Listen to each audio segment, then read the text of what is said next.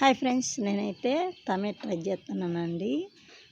పోగు దించలు, ఒట్టిమిరకాయలు, జీలకర్ర, ఆవాలు వేసి పచ్చిమిర్చి, ఎర్రగడ్డలు వేస్తున్నానండి. లైక్ కొట్టండి, షేర్ చేసుకోండి ఫ్రెండ్స్.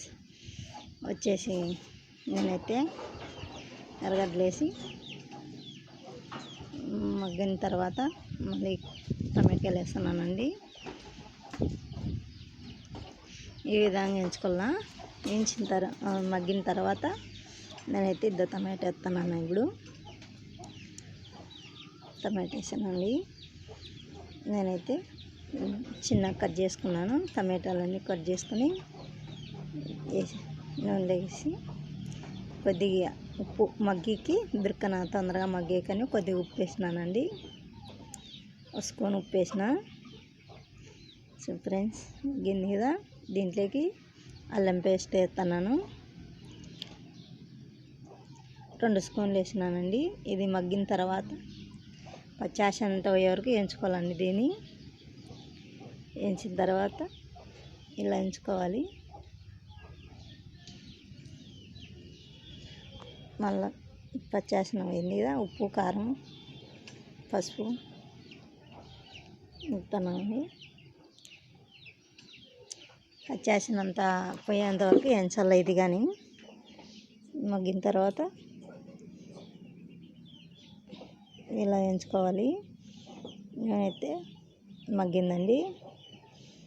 మగ్గిన తర్వాత 2 గ్లాసులు నీళ్ళు పోసిన. 2.5 గ్లాసు నీళ్ళు పోసినాను.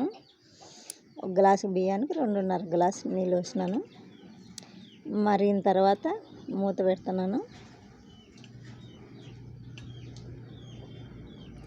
ఇది మగ్గిన తర్వాత మళ్ళా బియ్యం వేస్తున్నానండి. నేనైతే బీబీటీ బియ్యం తీసుకున్నా. మీరైనా బాస్మతి రైస్ అయినా వేసుకోవచ్చు.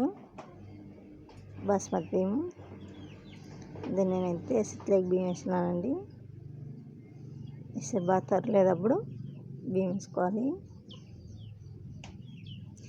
ఏమంటే మధ్య మధ్యలో కలిపిస్తున్నానండి, అట్లే వదిలేయకూడదు, అడుగంటుతుంది. నేనైతే మధ్య మధ్యలో ఎదిరించానంట. లైక్ చేయండి, షేర్ చేయండి ఫ్రెండ్స్. ఈ విధంగా చేసుకోవాలి. ఇట్లా అడుగంటుతుందని అడుగంటుకోకుండా కలిపాలి. ఈ విధంగా అంతా బాగా అడుగంటుకోకుండా జానకోసారి కలుపుతాను. అంతేనండి, మూత పెట్టేసిన అయింది. లాస్ట్లో కొత్తిమీర వేసేసి ఇంకోసారి అట్లా కలిపేసి దించేసేది 15 నిమిషాలనాక. నచ్చితే లైక్ కొట్టండి, షేర్ చేసుకోండి ఫ్రెండ్స్. Bye bye.